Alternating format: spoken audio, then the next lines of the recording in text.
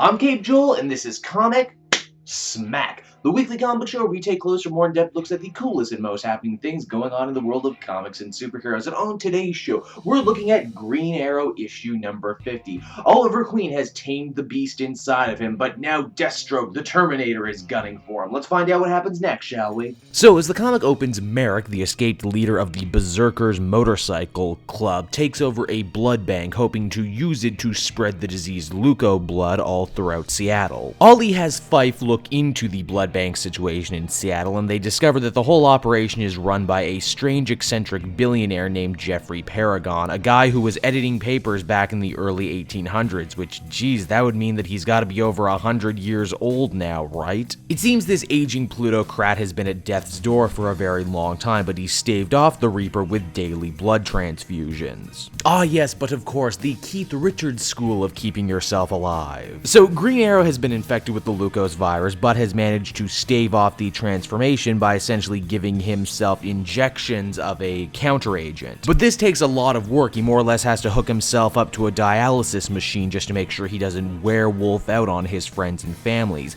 Worse still, the drug actually has a bit of a side effect, making him slow. And when you're an archer superhero, speed is everything. So when the Berserker gang members end up fighting it out with those racists from a couple issues back, GA ends up freezing completely and not being able to enter the fray at all. But you know, he did manage to beat up the guy working at the blood bank, even though it was implied that dude was being held against his will, but either way. Oliver later regales Imiko, his sister, with this very sad, very pathetic tale of his own failure that ends with him saying if he's going to beat this whole Leucos crisis, he's going to need to A, find a cure, and B, the only way to do that is to stop taking his medicine. And it's right about here these seemingly unrelated stories all begin to dovetail. Paragon dispatches Deathstroke, the most deadly assassin for hire in the DC universe, to reclaim Dr. Miracle for him and his life-saving blood. Only here's the thing, Green Arrow and Imiko are also on their way to Nigeria in hopes of finding Dr. Miracle, in that his healing blood will be able to heal Oliver. And when Green Arrow and Deathstroke finally meet over the skies of Nigeria, it's one giant greasy horror show. GA's expensive new stealth jet ends up getting shot down, and the comic ends with he and his sister being surrounded by a bunch of dangerous-looking rebel types. Green Arrow number 50 was an odd mixed bag of an issue, to be sure. I honestly feel like this story went through a lot of rewrites near the end. They were certainly selling this issue as, oh boy, here it comes, watch Green Arrow and Deathstroke fight. You know, they did it all the time in the Judd Winnick years, and they do it on TV, so aren't you excited? Deathstroke only really comes in at the end, and stranger still, he's not the main bad guy of this story. It's this new guy, Paragon,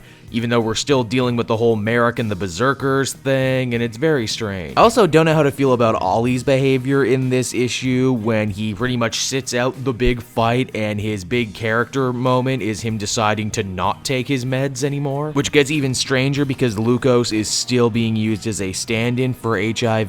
The art is certainly as nice as ever, and I enjoyed the interplay between Ollie and Fife, but beyond that, this issue didn't really do it for me. I hope that, you know, it can course correct in the next couple issues. I would give it a 5.5 out of 10. Hey everyone, thanks so much for watching my newest video. I hope you enjoyed it, and I hope you'll feel like checking out some more videos I have on offer here at Cape Joel.